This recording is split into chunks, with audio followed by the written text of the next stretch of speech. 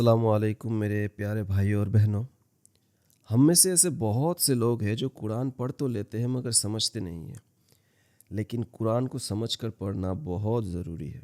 तो ये मेरी छोटी सी कोशिश है कि मैं कुरान को वर्स बाय वर्स आपको सिंपल लैंग्वेज में समझाना चाहता हूँ। वैसे मैं कोई आलिम तो नहीं हूँ, बस एक नॉर्मल सा इंसान हूँ, लेकिन कुरान से दिल से मोहब्बत करता हूँ। तो अगर मुझसे कोई गलती हो जाए तो मुझे माफ़ कर देना एंड कमेंट्स में ज़रूर बता देना।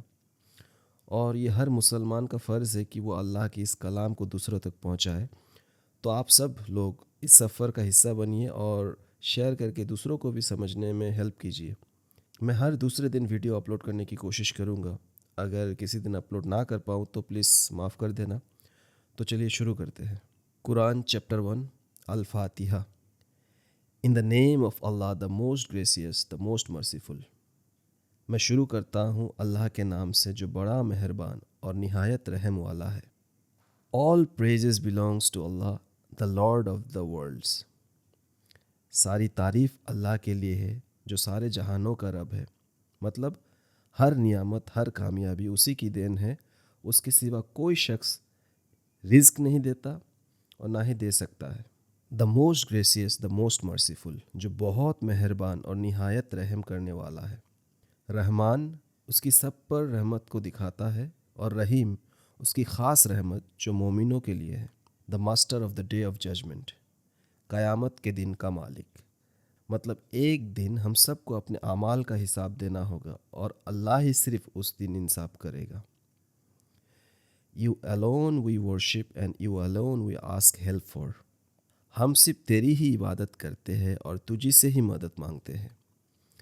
ये आयत हमें सीख देती है कि बंदगी सिर्फ अल्लाह की होनी चाहिए और मदद भी सिर्फ उसी से मांगनी चाहिए। Guide us to the straight path, हमें सीधा रास्ता दिखा। मतलब ऐसा रास्ता जहाँ ईमान, सब्र और नेक अमाल हो, गलत सोच और गुमराही से दूर रखे। The path of those upon whom you have bestowed your favor, not of those who have earned your anger, nor of those who go astray।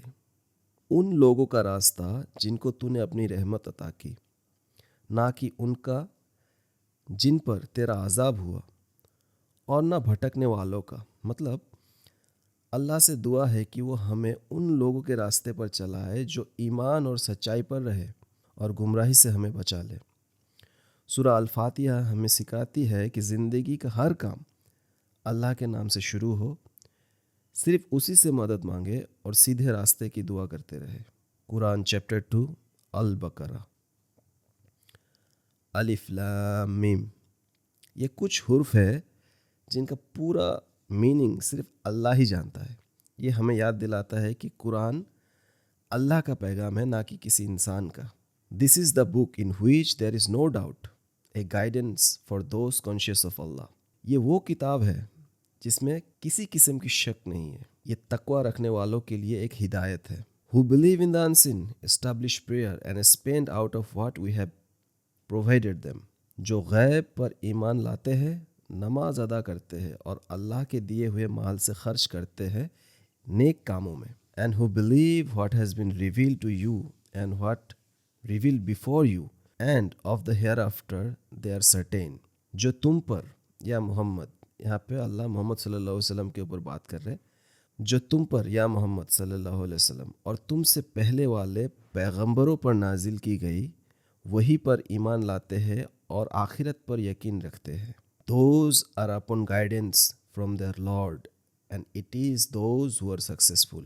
यही लोग अपने रब की हिदायत पर है और यही लोग हैं जो कामयाब है।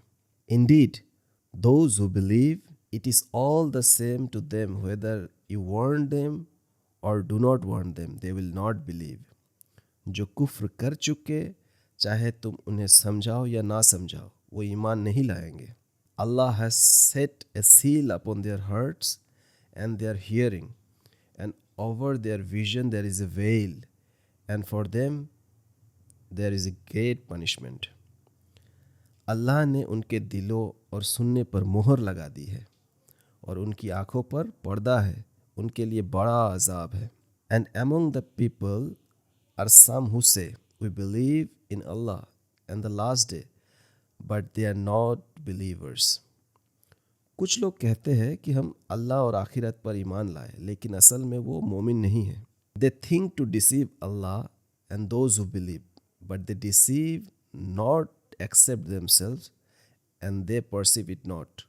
मतलब वो अल्लाह और मोमिनों को धोखा देना चाहते हैं, लेकिन दर हकीकत वो अपने आप को ही धोखा देते हैं और वो समझते नहीं हैं. In their hearts a disease, so Allah has increased their disease and for them is a painful punishment because they used to lie. उनके दिलों में बीमारी है, रिया और धोखेबाजी की, तो अल्लाह ने उनकी बीमारी बढ़ा दी है और उनकी झूठ बोलने की आदत की वजह से उनके लिए दर्दनाक अज़ाब है. And when it is said to them, do not cause corruption on the earth, they say we are the reformers. जब उनसे कहा जाता है कि ज़मीन में फसाद ना करो तो कहते हैं हम तो सुधार लाने वाले हैं. Unquestionably, it is they who are the corrupters, but they perceive it not. हकीकत में वही फसाद करने वाले हैं, लेकिन वो समझते नहीं. And when it is said to them, believe as the people have believed, they say, shall we believe as the foolish have believed? Unquestionably, it is they who are foolish, but they know it not. जब उनसे कहा जाता है कि ईमान लाओ जैसे मोमिन लाए, तो कहते हैं क्या हम बेवकूफ़ों की तरह ईमान लाए? असल में वो खुद बेवकूफ़ है मगर नहीं समझते. And when they meet those who believe, they say, we believe. But when they are alone with their evil ones, they say, indeed, we are with you. We are just only mocking them. जब वो मोमिन से मिलते हैं तो कहते हैं हम भी ईमान लाए, मगर जब वो अपने शयातीन के साथ अकेले होते हैं तो कहते हैं हम तो तुम्हारे साथ ही है, हम तो सिर्फ मजाक कर रहे थे. Allah mocks them and prolong them in their transgression while they wander blindly. अल्लाह उनसे उनकी मजाक का बदला लेता है और उन्हें अपनी गुमराही में भटकने के लिए छोड़ देता है. Those are the ones who have purchased error in exchange for guidance, so their transaction has brought no profit, nor were they guided. ये वो लोग हैं जिन्होंने हिदायत के बदले गुमराही खरीद ली है, तो उनका सौदा नुकसान वाला साबित हुआ और वो राह रास्त पर नहीं चल सके. Their example is that of one who kindled a fire, but when it is illuminated, what was around him? Allah took away their light and left them in darkness, so they could not see. उनकी मिसाल उस शख्स की जैसी है जिसने आग तो लगाई, पर जब उस आग से रोशनी हुई तो अल्लाह ने उनकी रोशनी छीन ली और उन्हें अंधेरों में छोड़ दिया. Deaf, dumb and blind, so they will not return to the right path. वो बहरे, गूंगे और अंधे हो गए, इसीलिए वो सही रास्ते पर वापस नहीं आते.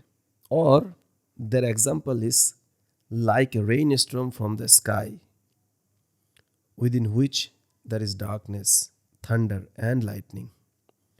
या उनकी मिसाल उस बारिश जैसी है जिसमें अंधेरा, बिजली और गरज है. वो डर के अपनी उंगलियां कान में डालते हैं ताकि बिजली से बच सके. The lightning almost snatch away their sight whenever it flashes. They walk therein, but when darkness covers them, they stand still. And if Allah had willed, He could have taken away their hearing and their sight. बिजली उनकी नज़र छीन लेने के करीब है. जब रोशनी चमकती है तो चल पड़ते हैं और जब अंधेरा हो जाता है तो रुक जाते हैं. अगर अल्लाह चाहे तो उनका सुनना और देखना सब ले ले. O mankind, worship your Lord who created you and those before you, and you may become righteous. ए लोगो, अपने रब की इबादत करो जिसने तुम्हें और तुमसे पहले वाले लोगों को पैदा किया ताकि तुम तकवा वाले बनो.